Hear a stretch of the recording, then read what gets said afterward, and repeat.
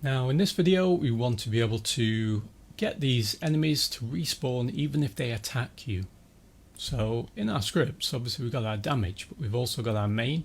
We need the two scripts to talk together. So where we got our spawn points, we need to change our public integer zombies on screen to a public static so that it can be accessed by other scripts. Public static is a variable that gets saved in RAM, in actual memory on your computer. And so it exists outside of any one script.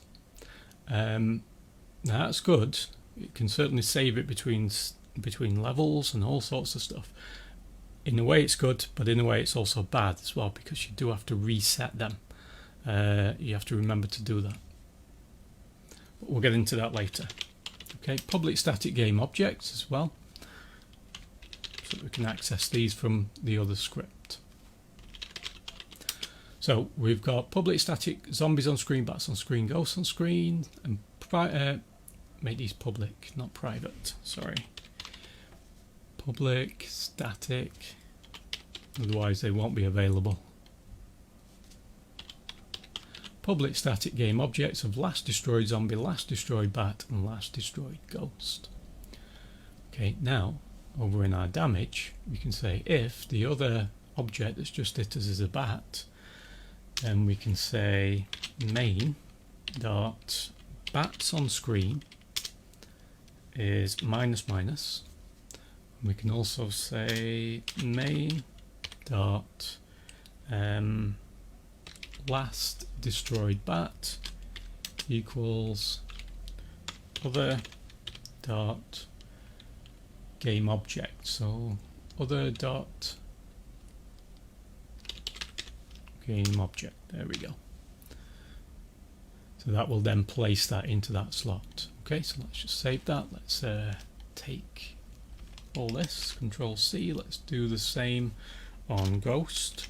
Just change this to last destroyed ghost and ghosts on screen. Let's do the same for zombies as well.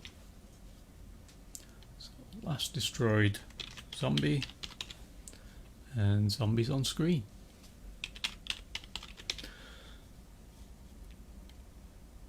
Now that should get them respawning. Let's just double check this to make sure that this works.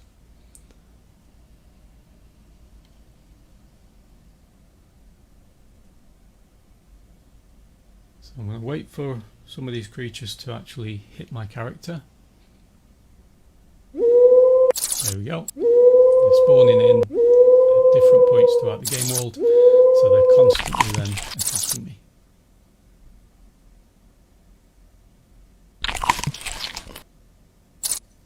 Good. Alright, that's working. But now we need to get these images to actually turn on.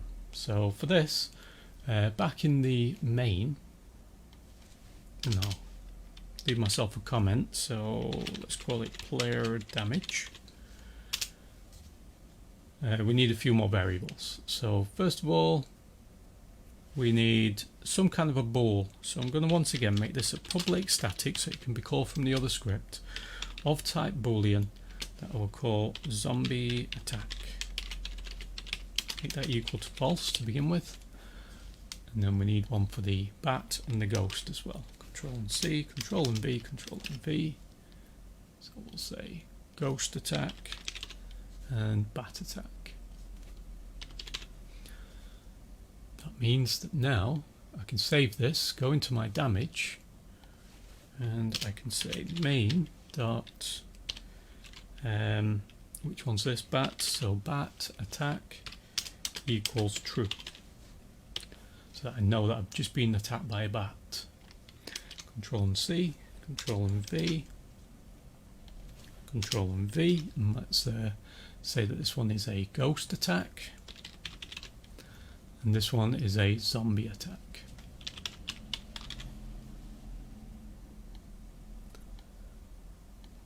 So now that I know I've been attacked, what we want to do inside of the update, and we do need to do it in the update unfortunately, because it could be happening on any frame, and if it's after 1 second it's probably just too late. So I'm gonna leave myself a comment, and this is going to be damage visuals. So I'm going to say if zombie attack is equal to true, then in that case we instantly want to switch it off. So zombie attack, this ensures that it only runs on one frame, equals false. And then we need access to our images, okay, which I haven't put in yet. So public of type images. Now I don't believe that we've done any UI elements yet, so using Unity Engine .ui, that's going to give us access to things like images and buttons and those kind of things. So now I can say public of type image, that I will call, in fact I don't need it to be an image, I could just have it as a game object, probably be easier that way. So actually I can take out that UI, we'll put it back later. Public game object that I will call zombie graphic, let's call it.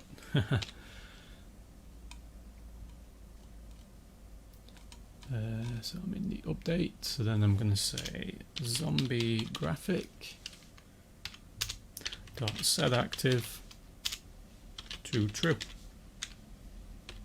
Okay, that's going to switch that on, and then we do have to switch it back off again. So we're going to start a coroutine that I will call zombie off. Now I do need some time, so I'm going to create a new wait for seconds up here. Wait for seconds, I'll call it graphic pause, and then that's going to equal a new wait for seconds. It's going to equal about 0.3. Alright, not very long at all. So now I can create my zombie off. I'll go right down to the bottom, do it down here. Enumerator zombie off. Can't remember if it was capital Z or not. Soon find out. It's turned yellow, so it must be correct. So then it's a yield return, and it was graphic pause. There we go. Excellent. So now we can simply switch off our zombie graphic. So zombie graphic dot set active to false. Switches it off again after 0.3. Okay, so in our update, oh, it was a lowercase c, so I'll just change that to an uppercase. If zombie attack is equal to true, now let's do the same with our other ones. So Control Z, Control V, Control V. I'm going to do if bat attack and if ghost attack. Switch them both off immediately.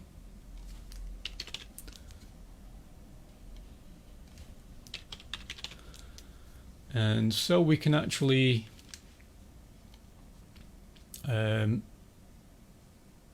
if you like optimize things. Instead of calling separate coroutines, we can actually call the exact same coroutine, but on these ones we just simply switch off different graphics. So we've got our zombie graphic, we now need our public game object of bat graphic and public game object of ghost graphic.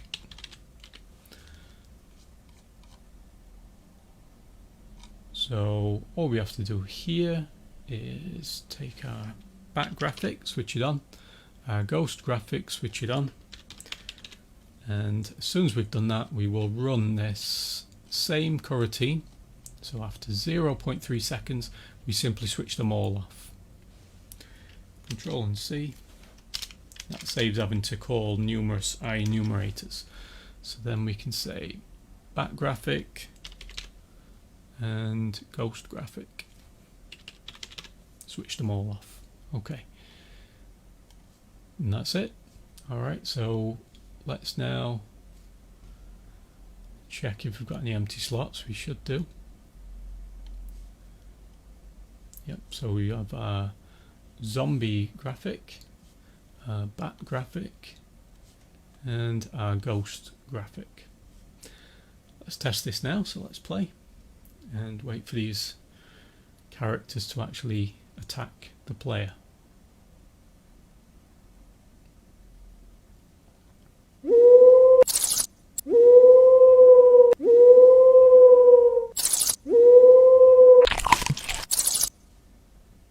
Okay, great, yep, so they're coming up.